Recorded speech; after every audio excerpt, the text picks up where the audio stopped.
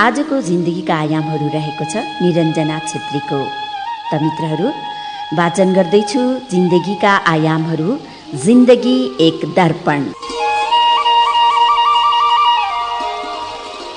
दिदी, मेरो जीवनमा धेरै दुःख पीडा सङ्घर्षहरू पार गरेर यहाँसम्म आइपुगेकी छु र आज म ती सबै व्यक्त गर्न चाहन्छु। मेरो जन्म विक्रम सम्वत 2052 साल वैशाख 15 गते शुक्रबारको दिन ओखलढुङ्गा सिस्नेरी गाविसको नयाँ बस्ती हाल सुनकोशी गाउँपालिका वडा नम्बर 4 मा भएको थियो। मेरो बुबाको नाम रणबहादुर राई र मम्मीको नाम धनमाया राईको छोरा भने नि छोरी भने नि म एकजना मात्र थिए। हाम्रो परिवार एकदम निम्नवर्गीय थियो। खाना खाने, लुगा लाउनेदेखि हरेक कुरामा अति आवश्यक पर्थ्यो। मेरो बुबा 62 वर्षको हुँदा म जन्मेकोले वृद्ध बुबाले साहुको भारी बोकेर अरूको काम गरेर भए पनि एक छाक मिठो गरी खान्थ्यौँ। मम्मी अलिक काम नगर्ने भएकोले बुबालाई केहीमा काममा पनि सहयोग गर्नुहुन्न थियो। त्यति सानो परिवारमा पनि कति धेरै पीडा हुन्थ्यो। त्यसमा झन् पीडा थपियो दिदी, झन् पीडा थपियो। बुबा साहुको घरमा काम गर्न जानुभएको रहेछ। मम्मी घरमै बस्नुभएको थियो रे। म 1 वर्षको नहुँदै आगोमा परेर मेरो दाहिने हातको औँलाहरू सबै आगोमा जलेर खरानी भएछ। तर पनि मेरी मम्मीले देख्नु भएनछ। बरु म त्यही आगोमा सबै जलेर मर्नुपर्ने थियो। तर खै किन हो कुन्नी, मरिन। अहिले अपाङ्ग भएर बाँच्नु परेको छ। हुन त म नराम्रो अनि अभागिनी भएर पनि होला मरेको। राम्रो मान्छे भए त भगवानले पनि लगिसक्नुहुन्थ्यो होला। पछि उपचार गर्ने पैसा नभएर उपचार पनि गर्न सकिएन। म त कति अभागी रहेछु दिदी। जब म 6 वर्षको थिएँ, मेरो मम्मी बिरामी पर्नुभयो। उपचार गर्ने पैसा पनि थिएन। भएको अलिअलि जग्गा जमिन पनि पहिले नै बुबाले बेचेर त्यही पैसाले अन्न किनेर खायौँ। हामीसँग जग्गा जमिनको नाममा एउटा सानो झुपडी घर, त्यही पनि घाम लाग्दा पोल्ला र पानी पर्दा भिज्ला भन्ने डर हुन्थ्यो। खेत थिएन, 2 रोपनी जति बारी थियो। अर्काको काम गरेर जीवन चलाउनु पर्थ्यो। त्यसैले मम्मीको उपचार धामी झाँक्रीबाट मात्र गरियो, हस्पिटल लाने पैसा नभएर। नभन्दै विक्रम सम्वत 2059 साल पुसको महिना थियो। म र मेरो वृद्ध भएको बुबालाई मम्मीले छोडी यो संसारबाट जानुभयो। त्यसपछि झन् हाम्रो झुपडी घरमा अन्धकार माथि अन्धकार थपियो, अन्धकार माथि अन्धकार थपियो। दिदी, समय बित्दै गयो। म पनि अलिक ठुलो हुँदै गएँ। 8 वर्षको जब भए तब म पनि बुबासँगै भारी बोक्न जान थालेँ। धेरै त सक्दिनँ थिएँ। 5 केजीसम्म भारी बोक्न जान्थे। हाम्रो घरदेखि बजार धेरै टाढा थियो। हिँड्न सक्नेलाई 1 दिनभरि लाग्थ्यो, हिँड्न नसक्नेलाई 2 दिन लाग्थ्यो। मेरो बुबा 70 वर्षको हुनुहुन्थ्यो। त्यसैले हिँड्न त्यति सक्नुहुन्न थियो। धेरै भारी पनि बोक्न सक्नुहुन्न थियो। त्यसैले 30 केजीको भारी बोक्नुहुन्थ्यो। 2 दिनमा घर आइपुग्ने भएकोले म एक्लै घरमा बस्न सक्दिनँ थिएँ। त्यसैले बुबासँगै भारी बोक्न जान्थे। रहर भनौँ कि बाध्यता, सोच्न नै सक्दिनँ। दिदी, मसँगैको साथी साना साना भाइ बहिनीहरू स्कुल पढ्न जान्थे। म स्कुल जाउँ भने नि पढ्ने खर्च थिएन। म जब 9 वर्षको भएको थिएँ, त्यही बेलामा हाम्रो सदरमुकाम ओखलढुङ्गा जिल्लामा रहेको स्विस सामुदायिक वनको सहयोगले 9 वर्षमा कक्षा 1 मा पढ्न थालेँ। त्यो सहयोगले मात्र कहाँ पुग्थ्यो र दिदी। भारी बोक्दा महिनाको रु 200 दिन्थ्यो। त्यो पनि गाडी लाग्दैनथ्यो हाम्रो गाउँदेखि सदरमुकाम ओखलढुङ्गा पुग्न। धेरै टाढा भएकोले, बुबा धेरै हिँड्न नसक्ने भएकोले हामीलाई आउँदा जाँदा 3 दिन लाग्थ्यो। 3 दिनमा बल्ल घर आइपुग्थ्यौँ। त्यति पैसाले मात्र पढाइ खर्च कहाँ पुग्थ्यो र? आइतबारदेखि शुक्रबारसम्म स्कुल जाने अनि आएर वस्तुहरूलाई घाँस काट्ने, शनिबारसम्म पुग्ने गरी अनि साहुको भारी बोक्न जान्थे बुबासँगै। जाँदा 2 दिन लाग्थ्यो भने म एक्लै बुबाभन्दा अगाडि नै जाने अनि आउने गरेको थिएँ, किनकि मलाई आइतबारको दिन स्कुल पढ्न जानु पर्थ्यो। त्यसैले हाम्रो घरदेखि टाढा थियो साहुको पसल अनि म साहुको भारी बुझाएर साँझमा घर आइपुग्थेँ। घरमा आइपुगेर फेरि वस्तुहरूलाई घाँस र पानी दिएर साथीहरूको घरमा सुत्न जानु पर्थ्यो। अलिअलि घरमा भएको खानेकुरा पनि पकाउन नपाएर त्यत्तिकै साथीहरूको घरमा सुत्न जान्थे, किनकि हाम्रो घर एकान्तमा थियो। साथीहरूको घरमा जानु पनि करिब 20-25 मिनट जति लाग्थ्यो। घरमै सुतौ भने नि छोरी मान्छे एक्लै सुत्न डर लाग्थ्यो। त्यसैले घरको धन्दापात सकेर रातिको समयमा डराउँदै जान्थे साथीहरूको घरमा। साथीहरूले खाना खायौ नभए खाउँ भन्दा नि हजुर पकाएर नि खाएर सुत्न आएको भन्थे। दिदी, साहुको भारी बोक्न जाँदा त्यही दिउँसो 5 रुपैयाँ अथवा बढीमा 10 रुपैयाँको खाजा खान्थ्यौँ। भोक त कति लाग्थ्यो, कतिपय त भोक लागे पनि मेटिसकेको हुन्थ्यो। दिदी, आफ्नो घरको काम गरेर फेरि अरूको घरमा केही खान मन लाग्दैन। मेरो पापी मन केही भन्ने हो कि जस्तो पनि लाग्थ्यो। कतिले त भन्थे पनि म त एक होरालो लागेको मृग त थिए। त्यसैले कसैले देखावटी माया गर्ने गर्थे भने कसैले हेपेर नाना थरी भन्ने, यसको त हात छैन, यसले त केही पनि गर्न सक्दैन पनि भन्थे। यो स्वार्थी संसारमा गरिब र अपाङ्ग भई जन्मिए बाँच्न धेरै गाह्रो हुँदो रहेछ। साथीहरूको घरमा रात त मेरो त्यत्तिकै बित्दथ्यो। भोलिपल्ट बिहानै उज्यालो नभई नै ओछ्यान मिलाएर घर गएर आगो बाली, घरको सरसफाई अनि वस्तुहरूलाई खोले घाँस दिएर अनि पानी लिन आधा घण्टा जतिको बाटोमा हिँडेर जानुपर्ने थियो। शनिबारको दिन नुहाउन नभ्याएकोले आइतबारको दिन नुहाउन अनि पानी लिन जाने, त्यो पनि धारा थिएन, कुवाको पानी। कहिलेकाहीँ त अरूले नै लगी पनि सक्थ्यो। पानी हुँदा नुहाई अनि पानी लिएर घर जान्थे। फेरि घर गएर घाँस काट्न जाने। एक भारी ल्याउँदा त दिदी स्कुल जाने समय हुन्थ्यो। साथीहरू सबै स्कुल हिँडिसक्थे। मेरो भने भएको खानेकुरा पनि पकाएको हुँदैन थियो। फेरि मेरो स्कुल जान लगभग 1 घण्टाको बाटो हिँडेर जानुपर्ने भएकोले केही नखाई कपाल कोरी ड्रेस लगाएर जान्थे। यदि अलिक समय छ भने बाटोमा हिँड्दा कण्ठ पार्ने, कुरा पढ्दै जाने। समय छैन भने त कति धेरै दौडिनु पर्थ्यो, त्यो पनि एक्लै। सबै साथीहरू अगाडि नै गइसकेका हुन्थे। फेरि ठिक 10 बजे स्कुल पुगेन भने स्कुलभित्र नै जान नपाउने थियो। स्कुलमा जति ध्यान दिएर पढ्थे त्यति मात्र हो। घरमा पढ्ने समय कहिलेकाहीँ मात्र मिल्थ्यो, त्यो पनि बुबा घरमा बस्नुभएको बेला काममा सहयोग गर्नुहुन्थ्यो। त्यसैले अलिक पढ्ने समय मिल्थ्यो। नमिल्ने भए पनि बेलुका सबै काम सकेर खाना पकाएर खाएर बुबा सुत्नुहुन्थ्यो।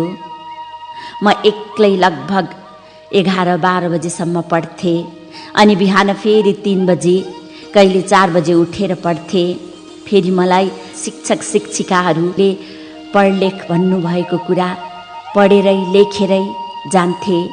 समय नमिले पनि पानी जाँदा, घाँस दाउरा जाँदा, जातो पिस्दा, खाना पकाउँदा, जे काम गरे नि मेरो हातमा किताब अनि कापी अनिवार्य हुन्थ्यो।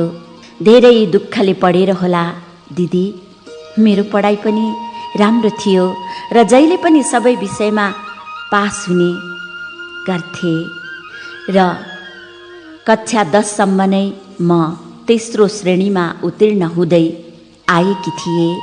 तेस्रो श्रेणीमा नै उत्तीर्ण भए पनि पहिलो र दोस्रो साथीहरूको भन्दा मेरो पढाइदेखि शिक्षक शिक्षिकाहरू सबै मेरो पढाइबाट खुसी हुनुहुन्थ्यो, किनकि अरू सबै चिट चोरेर पास गरे भने म चिट नचोरी पढेको भरले पास गर्दथे। समय बित्दै गयो। विक्रम सम्वत 2070 एसएलसी परीक्षा पनि आइपुग्यो। हाम्रो श्री पञ्चकन्या माध्यमिक विद्यालयबाट एसएलसी परीक्षा दिने हामी पहिलो ब्याचका विद्यार्थी थियौँ। परीक्षा धेरै टाइट हुने भएकोले कक्षामा शिक्षक शिक्षिकाहरूले भन्नुहुन्थ्यो, अरू चिटको भरमा पास हुनेहरू पास हुन गाह्रो छ, त्यसैले यो एसएलसी निरञ्जना चाहिँ पास हुन्छ भन्नुभएको थियो। तर किन हो कुन्नी, सोचेको भन्दा फरक भयो। फेरि परीक्षा दिन पनि हिँडेर एक दिनको बाटो जानुपर्ने भएकोले उतै कोठा लिनुपर्ने भएकाले मलाई झन् समस्या हुने भयो, किनकि मसँग खर्चको अभाव थियो। यसैले अरूले सहयोग गरेको पैसा र मैले अनि बुबाले भारी बोकेको अलिअलि पैसा जम्मा गरेर परीक्षा दिन गए। लगभग 9-10 दिन जति बसियो। तर अरूले जे खाए नि जे गरे नि म आफ्नो आर्थिक स्थिति अनुसार खाए। अरूको छेउमा भोकै पनि बसिन, किनकि म पहिले सानैदेखि आफ्नो आर्थिक स्थिति अनुसार खाने बस्ने हिँड्ने गर्दथे। अरूको छेउमा देखा सिकी अनि आवश्यकभन्दा बढी खर्च पनि गर्दिन थिए दिदी। परीक्षाको कुरा गर्दा दिदी गेस पेपर किनेको पनि थिइन। अरू सबैसँग गेस पेपर थियो, म किताब मात्र पढ्थे। चिटको नाममा एक टुक्रा कागज पनि परीक्षा हलभित्र लगेको थिइन। तर पनि मेरो सबै परीक्षा राम्रो नै भएको थियो। एसएलसी परीक्षा चाहिँ हाम्रो सदरमुकाम ओखलढुङ्गा जिल्लामा रहेको माने भन्ज्याङ भन्ने ठाउँमा भएको थियो। किन हो कुन्नी, विज्ञान विषयमा अलिक डर लाग्थ्यो। नभन्दै समय बित्न कति नै लाग्दो रहेछ। रिजल्ट पनि आयो। सबै विषयमा राम्रैसँग पास गरेछु। तर दिदी विज्ञान विषयमा 1 नम्बर नपुगेर फेल भएको रहेछु। मलाई झन् चिन्ता हुन थाल्यो, किनकि त्यो परीक्षा दिने मसँग खर्च थिएन। फेरि जुन पहिले सदरमुकाम ओखलढुङ्गा जिल्लामा रहेको स्विस सामुदायिक वनले दिएको छात्रवृत्ति पनि एसएलसीसम्म मात्रै दिएको थियो। परीक्षा दिनको लागि हाम्रै सदरमुकाम ओखलढुङ्गा जिल्लामा नै दिन जानुपर्ने थियो। तर पनि म र बुबाले साहुको भारी बोकेर नै भए पनि जसो तसो गरेर पैसा जम्मा गरी म परीक्षा दिनको लागि गएँ। मेरो परीक्षा पनि राम्रै भयो अनि रिजल्टको पर्खाइमा थिए। पछि रिजल्ट पनि आयो। म पास भएछु। धेरै खुसी पनि लाग्यो दिदी, किनकि धेरै दुःख अनि सङ्घर्षले पढेको थिएँ। नभन्दै ढिलै भए पनि मैले गरेको परिश्रमको फल प्राप्त भएको थियो दिदी, प्राप्त भएको थियो। दिदी एसएलसी त पास गरे, तर मेरो ठुलो सपना थियो कि 12 कक्षासम्म पढ्ने। यो सपनामै सीमित भयो। स्कुलको जस्तो सजिलो नहुने। कलेज भर्ना गर्ने पैसा नै कति धेरै लाग्थ्यो। किताब, कापी, कलम, ड्रेस, परीक्षा फी। फेरि मेरो घरदेखि हिँडेर कलेज पुग्न 2.5 घन्टा लाग्ने भएकाले मलाई समस्या भयो। त्यति बेला मेरो अर्को समस्या थपिएको थियो। फेरि मेरो बुबा पनि त्यति नै बेला बिरामी हुनुभयो। बिचरा मेरो वृद्ध बुबाले मेरो लागि भनेर 80 वर्षसम्म साहुको भारी बोक्नुहुन्थ्यो। अब सक्नुहुन्न बुबा भारी बोक्न, छोडिदिनुस्, घरमै बस्नुस् भन्दा पनि मान्नु भएन। मैले सकेको सम्म त बोक्छु भन्नुभयो। मैले भने अब बुबा यति धेरै दुःख गरेर नै मलाई यत्रो ठुलो बनाइसक्नुभयो, अब त मेरो कर्तव्य हो हजुरलाई पाल्ने। हुन त म जस्तोलाई जागिर कसले पो दिन्छ र? तर पनि साहुको भारी बोकेर अरूको काम गरेर नै भए पनि पालिहाल्छु नि बुबा भन्दा नि मान्नुहुन्न थियो। पछि मैले धेरै पटक सम्झाएपछि भारी बोक्न जानु भएन, घरमै बस्नुभयो। मेरो एउटा हात नभए पनि सानै उमेरदेखि प्राय सबै काम गर्ने गर्दथे। सपाङ्ग जस्तोले त कहाँ सजिलै गर्न सकिन्छ। मेरो रहर भनौँ कि बाध्यता थियो। खै कुन्नी दिदी, घाँस काट्न, जातो पिस्न, कोदालो खन्न, दाउरा काट्नदेखि हरेक काम गर्ने गर्छु। तर पनि कुनै काममा त अलिक गाह्रो नै पर्छ दिदी। मेरो समाजमा फेरि कति कठोर मन भएको मात्र थिए। मायाको साटो घृणा पाउने गर्थे। हुन त सुख पाउँदा सबैले साथ दिने गर्छन्, तर जब दुःखमा परेको हुन्छ उसलाई त आफन्तले नै साथ कहाँ दिन्छन् र दिदी। यस्तै पीडा भोगेर पनि त्यो समाजमा आफ्नो जीवन अघि बढाउँदै थिए। मलाई साहुको भारी बोकेर चामल, दाल, नुन, तेलहरू किनेर ल्याउने गाउँमा काम गर्न बोलाउँथे। काम गर्न जान्थे। कसैले केही खानेकुरा दिन्थे अनि घरमा लिएर आउँथे। कसैले त दिदी दिनभरि काम गर्न बोलाएर मलाई खाना र खाजा खुवाउने मात्र गर्थे। जसो तसो गरेर भए पनि हाम्रो जीवन बिताइरहेका थियौँ। चोरेर मागेर खाएनौँ, आफै परिश्रम गरी सङ्घर्ष गरी दिनको एक छाक नै भए पनि खाएको थियौँ। समय बित्दै गयो, झन्झन समस्या थप्पिँदै गयो। मेरो बुबा एक्कासी बिरामी हुनुभयो। दिमागले काम नगर्ने, लुगाहरू केही लाउन नमान्ने, रातमा अनि दिनभरि हिँड्न नसके पनि लट्ठी टेकेर गाउँ गाउँमा जाने गर्न थाल्नुभयो। गाउँलेलाई त्यसै त मन परेको थिएन हामी। झन् बुबा त्यसरी हिँड्नु भएको बेलामा त कति भने मलाई, दिदी हुन त बुबालाई मैले पठाएको त थिइनँ। मेरो स्वार्थी समाज अनि स्वार्थी मान्छे भएपछि म जस्तोको के नै लाग्छ र दिदी। म उनीहरूको तितो गाली अनि कत्तिको कुटाइ सहेर बस्न बाध्य भए। मेरो बुबालाई धेरै सम्झाए, गाउँ गाउँमा नजानु, बुढाबुढी भएपछि सबैले घृणा गर्छन् भनेर कति भन्दा नि मान्नु भएन। उपचार गर्ने पैसा नभएर धामी झाँक्रीलाई मात्र झाडफुक गर्न लगाए। कसैसँग पैसा माग्न जाउँ भने नि कसैले पनि दिँदैनथे। मसँग आम्दानीको नाममा केही थिएन, 2 रोपनी बारी बाहेक।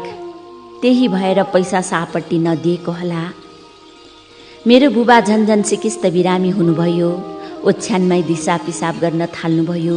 बुबालाई लुगा फेर्ने अनि ओछ्यानहरू फेरेर धोइरहनु पर्ने यस्तो काम गर्नु पर्यो। पछि त झन् दिदी मेरो बुबाको बोली नै बन्द हुन थाल्यो। केही पनि खान पनि मान्नु भएन। पानी चाहिँ खुवाइरहनु पर्थ्यो। यति मलाई दुःख पर्दा पनि कसैको सहयोग पाउन सकिनँ। ठुलो बुबा हुनुहुन्थ्यो, घरमा नबस्ने, प्राय डोको बुन्ने गर्नुभएकोले बाहिर नै बस्ने खाने गर्नुहुन्थ्यो। एकजना दाई हुनुहुन्थ्यो, त्यति बेला काठमाडौँतिर हुनुहुन्थ्यो। एकजना दिदी हुनुहुन्थ्यो, उहाँले पहिले नै बिहे गरिसक्नु भएको थियो।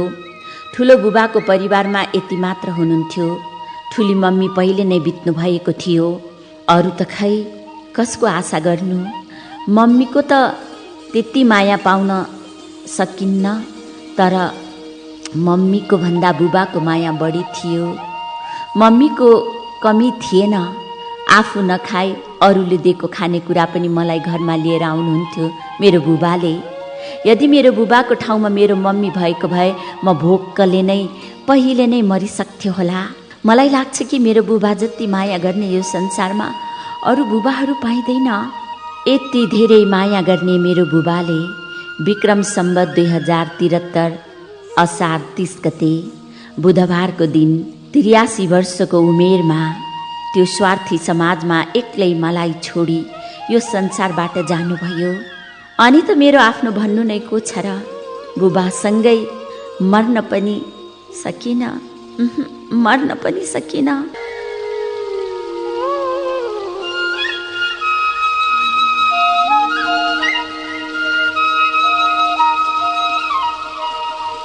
आफ्नो भाग्यलाई सराप्न थाले। छोराछोरी जे भए पनि म एक्लै भएकोले बुबाको त्यो लासलाई 5-10 मिनट जति बोके अनि अरूले नै बोकेर खोलामा पुर्याए। बुबाको दागबत्ती सबै मैले नै गरेँ। हाम्रो राईको 5 दिनमा चोखिने भएकोले 5 दिनको दिन आवश्यक सामग्री जुटाई सबै काम एकैचोटि सकिदिए। किनकि मसँग पैसा अलिक अभाव नै थियो। मेरो आर्थिक स्थिति अनुसारको भाँडाकुँडा लुगाहरू त्यस्तै बुबाको नाममा दान गरिदिए दिदी। त्यसपछि अन्धकारको झुपडीमा दिनमा घरमै बस्ने, अनि साँझ परेपछि छोरी मान्छे फेरि एकान्त घरमा एक्लै सुत्न डर लाग्ने भएकोले फेरि पहिले जस्तै साथीहरूको घरमा सुत्न जान थाले। कहिले दिनभरि साथीहरूको काम गर्ने अनि त्यही खाना खाने अनि घरमा आएर वस्तुहरूलाई घाँस पानी गरेर फेरि साथीहरूकोमा नै सुत्न जान्थे। साथीहरू पनि काम सघाउँदा एकछिन भए पनि खुसी हुन्थे। त्यसरी नै मेरो दुखी जीवन चल्दै गयो, हो चल्दै गयो। दिदी, समय बित्न कति नै लाग्दो रहेछ। मेरो बुबा बित्नु भएको पनि 1 वर्ष भएछ। हाम्रो सदरमुकाम ओखलढुङ्गा जिल्लामा रहेको पहिलो सामुदायिक रेडियो आफ्नो FM 104.8 मेगाहर्जमा दृष्टिकोण भन्ने कार्यक्रम बिनुमाया राई दिदीले सञ्चालन गर्नुभएको थियो। त्यो कार्यक्रममा चाहिँ म जस्तै अपाङ्गहरू बोल्नुपर्ने थियो। त्यसैले मलाई पनि बोल्न मन लाग्थ्यो। म पनि त्यो कार्यक्रममा मेरो कथा भन्न पाए पनि मेरो मन कति खुसी हुने थियो होला, मनमा सोच्न थाले। तर पाएकी थिइनँ। त्यति बेला फोन पनि भर्खरै चलाउन थालेको थिएँ। फोनमा कोहीसँग कुरा गर्नु परे पनि डर लाग्ने गर्थ्यो। साउनको महिना थियो। मेरो मोबाइलमा मेरो निर्मला भन्ने साथीको फोन आयो। पहिले एउटै स्कुलमा पढेकोले चिनजान थियो। त्यसैले फोन उठाएर कुरा गर्न थाल्यौँ। उनले भनिन्, फेसबुकमा बिनुमाया राई दिदीसँग कुरा भएको थियो अनि तिम्रो बारेमा सबै कुरा भनिसकेकी छु।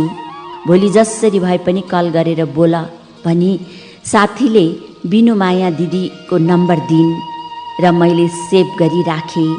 भोलिपल्ट बिहान मैले साथीले दिएको नम्बरमा कल गरेँ। कल गयो, तर कसरी बोल्ने, के भन्ने भनेर डरले मेरो मुटु टुक टुक टुक टुक गर्यो। तर उताबाट हेल्लो भन्ने आवाज आएपछि मैले हजुर दिदी नमस्कार, म निर्मलाको साथी हो भनेपछि मेरो बारेमा सोध्नुभयो। मैले सबै कुराहरू बताएपछि उहाँले भन्नुभयो, तपाईँलाई के गर्न मन लाग्छ? मैले भने, दिदी म जीवनमा त केही गर्न त सक्दिनँ होला, तर पनि धेरै होइन, कक्षा 12सम्म पढ्न मन छ। मैले भनेपछि, त्यसो भए काठमाडौँमा रहेको तपाईँहरू जस्तै अपाङ्गहरूलाई सहयोग गर्ने एउटा अपाङ्ग संस्था छ, म त्यहाँ कुरा गरी तपाईँलाई अनि फोन गर्छु भन्नुभयो। र मैले पनि हस् भनी फोन राखेँ। दिदी केही दिनपछि बिनुमाया दिदीले फोन गर्नुभयो, तपाईँ भोलि नै घरबाट हिँड्नुहोस् किनकि कलेज भर्ना गर्न ढिलो भइसक्यो भन्नुभयो। त्यसपछि वस्तुहरू अरूलाई दिए। मसँग भएको भाँडाकुँडाहरू पनि गाउँमा एकजना दिदीलाई राख्न लगाए। भोलिपल्ट विक्रम सम्वत 2074 श्रावण 13 गते बिहिबारको दिन मसँग भएको कागजपत्र अनि कपडाहरू प्याक गरी घरमा तालचा लगाएर घरबाट बिहान हिँडे। मेरो घरदेखि काठमाडौँ आइपुग्न करिब 10-11 घन्टा लाग्थ्यो। बसमा फेरि मेरो लामो यात्रा, त्यसमाथि पनि काठमाडौँ पहिलोचोटिको थियो। त्यो मेरो यात्रामा खुसी पनि लाग्न थाल्यो। आफूलाई त्यति बेला भाग्यमानी जस्तो पनि लाग्न थाल्यो। फेरि कहिले त राजधानी सहरमा कसैलाई पनि चिनेको पनि छैन, कतै हराउने पो हो कि आफ्नो मान्छेको विश्वास हुँदैन। झन् काठमाडौँमा कसैलाई पनि चिनेको थिइनँ। फेरि बिनुमाया दिदीसँग पनि फोनमा मात्रै कुरा भएको थियो। देखादेख त एकैचोटि चाहबैलमा भएको थियो। त्यसपछि हामी कपनमा रहेको अपाङ्ग संस्थामा गयौँ। त्यस संस्थामा 22 जना म जस्तै अपाङ्ग भाइ बहिनीहरू, कतिजना त बिचारा हिँड्नै नसक्ने पनि थिए। त्यो देख्दा त झन् दुःख लाग्यो। उनीहरूको छेउमा मलाई त साधारण नै लाग्न थाल्यो। भोलिपल्टको दिन नै संस्थाको संस्थापक दाइसँग गई कपनमै रहेको बाल उद्धार उच्च माध्यमिक कलेजमा भर्ना भए। मानविकी विषय लिएर पढ्न थाले। बिहान कलेज जाने, कलेजबाट आएर खाना खाने अनि भाँडा धुने, भान्सा कोठामा सरसफाइ गर्ने अनि 4-5 जना भाइ बहिनीहरूको लुगा धुने, हप्ताको 2 चोटि नुहाइदिने, नङ काट्ने आदि सबै काम मैले नै गर्थेँ। संस्थामा बस्ने जम्मा हामी 26-27 जना जति थियौँ। सबैजनालाई खाना पकाउने, खाजा पकाउने मेरो जिम्मामा थियो। अरू काम गर्न सक्नेलाई पनि केही गर्न मन लागे बारी पनि थियो। त्यसैले मल ल्याएर आफै खन्ने, तरकारीहरू लाउने, पानी लाउने, गोड्ने प्राय सबै मैले नै गर्नुपर्ने थियो दिदी। हुन त आफ्नो जन्म दिने बुबा मम्मी जस्तो कहाँ हुँदो रहेछ र दिदी। मूर्ख होस्, लाटा लङ्गडो होस्, गरिब होस्, जे भए पनि आफ्नो भनेको त आफ्नै हुँदो रहेछ। पहिले पहिले त ठिकठाकै थियो, पछि त खै किन हो कुन्नी। मैले जति काम गर्दा पनि कसैले देखेनन्। बरु काम नगरी बस्ने अनि दिनभरि सुत्नेलाई राम्रो गरेको पाए। काम गर्ने पायो भने त मान्छेले तोरी पेलेर तेल निकाल्ने भन्दा बढी पेल्दा रहेछन्। मैले त्यति धेरै कामको जिम्मा लिँदा र मैले त्यति काम गर्दा पनि किन होला मलाई पीडा दिइरहेका थिए संस्थामा। तर पनि म उहाँहरूबाट त्यति खुसी हुन नसके पनि हिँड्नै नसक्ने, केही गर्न नै नसक्ने अशक्त अपाङ्ग भाइ बहिनीहरूलाई सहयोग गर्न पाउँदा धेरै खुसी हुन्थे दिदी, धेरै खुसी हुन्थे। दिदी, मेरो पढाइ पनि राम्रै चल्दै थियो। समय मिलाएर भए पनि पढ्ने गर्दथे। दसैँ तिहारमा कहिले छुट्टी मिल्थ्यो, कहिले मिल्दैन थियो। खाना बस्न सबै संस्थाले नै दिने गरेको थियो। आफ्नो त्यो झुपडी घरलाई माया मार्न सक्दिन थिए। घरमा कोही नभए पनि बुढो हुनुभएको ठुलो बुबा हुनुहुन्थ्यो, त्यसैले चाडपर्वमा घर जान्थे। अरू भाइ बहिनीहरू पनि सबै घर नै जान्थे। म गाउँ गएको बेलामा खर्च संस्थाले नै दिन्थ्यो। 4-5 दिनको छुट्टी लिएर घर जाने गर्थे अनि 4-5 दिन कहिले 1 हप्तामा काठमाडौँ आउने गरेको थिए। पढाइको कुरा गर्नुपर्दा कक्षा 11को परीक्षा पनि राम्रैसँग दिए र पास पनि भएछु। खुसी लाग्यो। अनि कक्षा 12मा भर्ना भएर पढ्न थाले। जब म कक्षा 12मा पढ्दै थिएँ त्यति बेलासम्म मैले फेसबुक खोलेर चलाएको पनि थिइनँ। एक दिन हाम्रै संस्थाको एकजना बहिनीले खोलिदिन्छु भनिन्। मैले पर्दैन भने केही हुँदैन भनेर नभन्दै मेरो नामको फेसबुक खोलिदिन्। पछि त मलाई चिन्नेहरू सबैले मलाई एड गर्न थाले। म पनि चिनेको जतिलाई एक्सेप्ट गर्न थाले दिदी। पछि त म पनि अलिअलि गरी फेसबुकमा चिनेका साथीहरूसँग कुरा गर्न थाले। एक दिन मैले फेसबुक चलाउँदै जाँदा एउटा ग्रुप भेटे, साथीसँग मनको कुरा भनेको ग्रुप। यही देखेर मैले सोचेको थिएँ कि रेडियोमा सुनिरहन्थे। गाउँमा बस्दा सुनेको भएर धेरै राम्रो अनि रमाइलो लागेकोले मैले त्यस्तै होला भने। मलाई के थाहा फेसबुकमा त एउटा ग्रुपको नाम मात्र राखेको हुन्छ भन्ने। म पनि अचानक त्यो ग्रुपमा जोडिएको थिएँ। एक दिन खै कुन्नी कसरी अचानक एकजना अपरिचित व्यक्ति मसँग साथी बन्न आइपुग्नु भयो। जुन अपरिचित व्यक्तिको नाम थियो सन्तोष छेत्री। सोध्दै जाँदा उहाँ तमघास गुल्मी जिल्लाको हुनुहुँदो रहेछ। उहाँ चाहिँ कामको सिलसिलामा ललितपुर जिल्लाको लेले भन्ने ठाउँमा बस्नुहुँदो रहेछ। राम्रो बोल्नेहरूसँग राम्रो नै बोलिदिन्छु, नराम्रोको लागि फेरि नराम्रो नै भन्ने गर्थे। कहिलेकाहीँ फेसबुकमा हाम्रो कुरा भइरहेको थियो। म प्राय काममा नै व्यस्त थिएँ। बेलुका खाना खाएर पढ्ने अनि 10 बजेतिर सुत्थे। बिहान कहिले 3-4 बजे उठेर पढ्थे, कहिले 5 बजे मात्र उठ्ने अनि ओछ्यान मिलाउँदा, ड्रेस लगाउँदा, कपाल कोर्दा 5:30 हुन्थ्यो। फेरि संस्थादेखि हिँडेर आधा घन्टा लाग्थ्यो। ठिक 5:55मा पुगेन भने गेट बन्द भएको हुन्थ्यो। 6 बजेदेखि पढाइ सुरु हुन्थ्यो। जति काम भए पनि समय मिलाएर दिनमा पनि पढ्थे। बेलुका सुत्नुभन्दा अगाडि र कहिलेकाहीँ बिहान कलेज जानुभन्दा अगाडि समय छ भने एकछिन भए पनि पढ्ने गरेको थिए। समयसँगै दिनहरू बित्दै गए। सन्तोषसँग कहिले 2-3 दिन र कहिले हप्ताको एकचोटि कुरा हुने गरेको थियो। म बसेको संस्थाले चाहिँ सबैजनालाई कक्षा 12सम्म मात्रै पढाउने अनि घर पठाइदिने गरेको रहेछ। मेरो पनि त्यहाँ बस्ने धेरै समय त थिएन। तर पनि मलाई झन पीडा दिन थाले। जति काम गरे पनि नदेखेपछि मलाई धेरै दुःख लाग्न थाल्यो।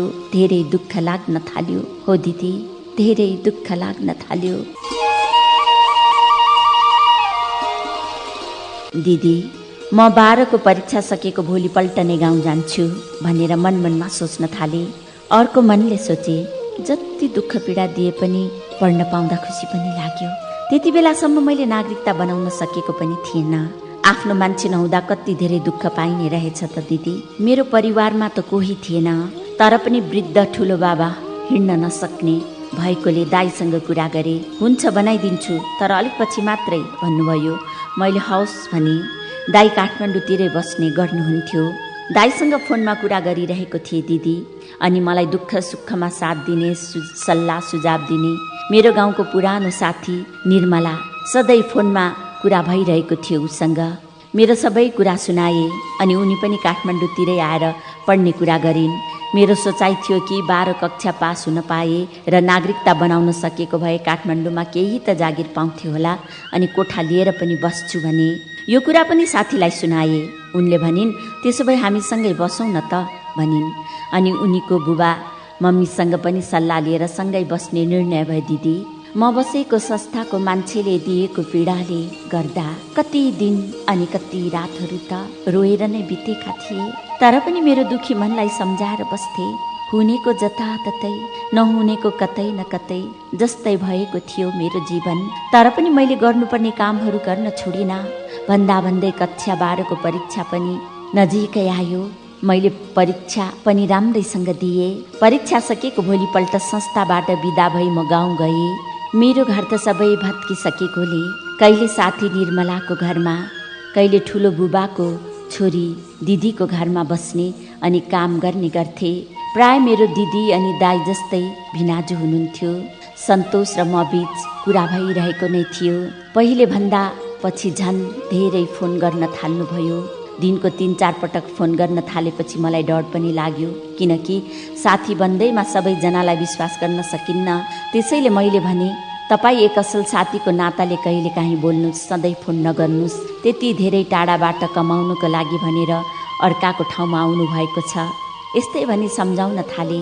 तर पनि फोन गर्न छोड्नु भएन। मेरो बारेमा सोध्न थाल्नुभयो। सुख लुक्छ तर दिदी दुःख लुकाउन सकिन्न। त्यसैले मेरो बारेमा वास्तविक सबै कुरा बताउन थाले। मेरो सबै कुरा सुनेर उहाँ अचम्म मान्नुभयो। त्यसपछि उहाँले सल्लाह सुझाव दिनुभयो र कुरा गर्दै जाँदा हजुर के काम गर्नुहुन्छ भनेर सोधे। उहाँले भन्नुभयो, म घर बनाउने मिस्त्री काम गर्छु। त्यसपछि हाम्रो झन् कुरा हुँदै गयो अनि एक आपसमा एक अर्कामा रहेको कुरा सेयर हुन थाल्यो।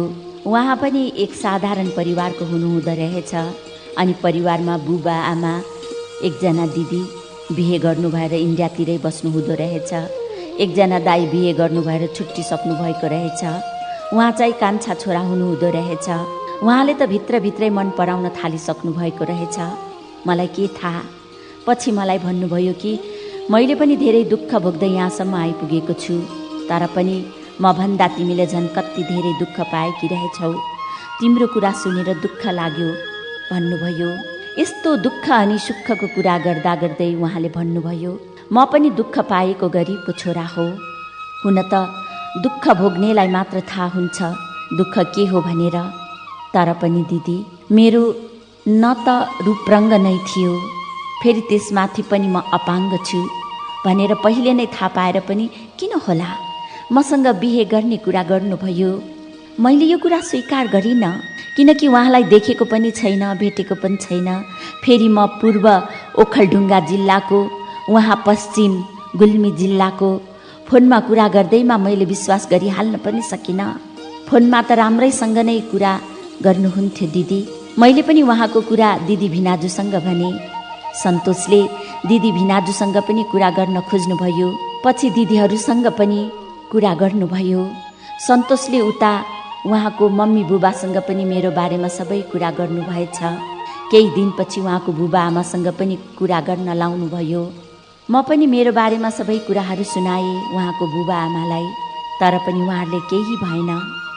हामीलाई राम्रो बोल्ने, सुख दुःख बुझ्ने र तिमीहरूको जीवन हाँसी खुसी बितोस्, अरू हामीलाई केही चाहिँदैन भन्नुभयो। सन्तोषले पनि मेरो दिदी भिनाजुसँग कुरा गर्नुभयो। उहाँहरूलाई पनि राम्रै लाग्न थाल्यो। एक दिन मैले मेरो नागरिकता बनाउन जानको लागि दाइलाई भने, दाइ भ्याउँदिन, अलि पछि बनाउला भन्नुभयो।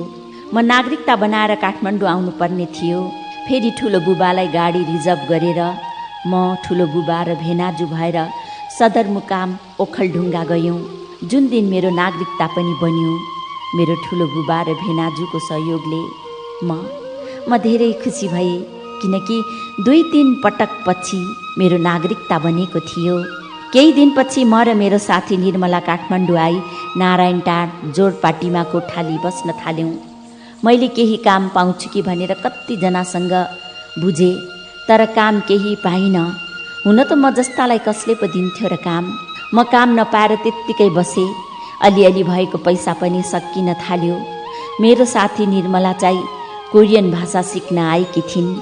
उनको भाउजूहरूले कामको कुरा गरिदिनु भएकोले मैले एउटा लुगा पसलमा काम त पाएँ दिदी, तर 1 महिनाको मात्र। त्यही भए पनि काम गर्न थालेँ। बिहान 8 बजेदेखि राति 9 बजेसम्म। तलब महिनाको 6000 मात्र थियो। मैले काम गरेको पनि 1 महिना भयो र दसैँ पनि आइसकेको थियो। गाउँमा दिदी भिनाजुहरूले बोलाउनु भएकोले कोठा भाडा तिरेर बाँकी पैसाले म गाउँ गएँ। दसैँ तिहार दिदी भिनाजुको घरमा नै मनाइयो। एकदम रमाइलो पनि भएको थियो। समयसँगै सन्तोष र मेरो बीच कुरा गर्दा गर्दै हाम्रो माया टाढा होइन झन्झन गाढा हुँदै गएको थियो। मैले पहिले जति उहाँबाट छुट्टिन कोसिस गर्दा पनि छुट्टिन नसक्नुको कारण सायद म र उहाँ बीच एक अर्काको हुन लेखिएको नै रहेछ। नभन्दै सबैको सल्लाह अनुसार 2076 साल मङ्सिर 25 गते बुधबारको दिन हामी वैवाहिक जीवनमा बाँधियौँ। अहिले हामी ललितपुर गोदावरी नगरपालिका लेले भन्ने ठाउँमा कोठा लिएर म र मेरो श्रीमान बसेका छौँ। केही महिनापछि मेरो कर्मघर गुल्मी तमगास जाने तयारीमा छौँ दिदी। मेरो श्रीमान दिनभरि मिस्त्री काम गरेर बेलुका कोठामा फर्किनुहुन्छ। म बिहान बेलुका खाना पकाउने अनि भान्सा कोठा सरसफाइ गर्छु। दिदी काम खोजेर गरौँ भने नि अहिले श्रीमानले कमाउनु भएकोले नै जसोतसो जीवन चलाइरहेका छौँ। सासू ससुरासँग पनि मेरो फोनमा राम्रै कुराकानी भइरहेको छ। मेरो श्रीमानले पछि त खै कुन्नी के गर्नुहुन्छ। अहिलेसम्म त माया नै गर्नुभएको छ र राम्रै गर्नुहुन्छ दिदी। यति धेरै माया गर्ने अनि म जस्तो अभागी मान्छेको दुःख पीडा र समस्यालाई बुझेर साथ दिनुहुने भगवान जस्तो मेरो श्रीमानदेखि भित्री हृदयदेखि नै धेरै खुसी छु दिदी। बितेका पल बिर्सिने कोसिस गर्दै नयाँ जीवनको सुरुवातसँगै हाँसी खुसीको साथ जीवन बिताउँदैछु। हुन त जीवनमा पहिलाभन्दा पनि धेरै दुःख पीडा पर्छ मलाई थाहा छ, तर पनि मलाई साथ दिने जीवन साथी पाएकी छु। मलाई लाग्छ बिहे 1-2 दिनको लागि हुँदैन, जीवनभरिको लागि बिहे गर्नुपर्छ। सुख अनि दुःखमा एक अर्कामा साथ दिन सक्नुपर्छ। जीवनभरि ऊबाट र आफूबाट पनि धोका नहोस्। अरूको नराम्रो कुराको पछि लागेर घर परिवारमा कहिले पनि झगडा नहोस्, यही कामना गर्दै यो हाम्रो जोडीमा कसैको पनि नजर नलागोस्। सधैँ मेरो श्रीमानको यस्तै माया अनि साथ सहयोग जीवनभरि पाउन सकौँ भन्ने कामना छ।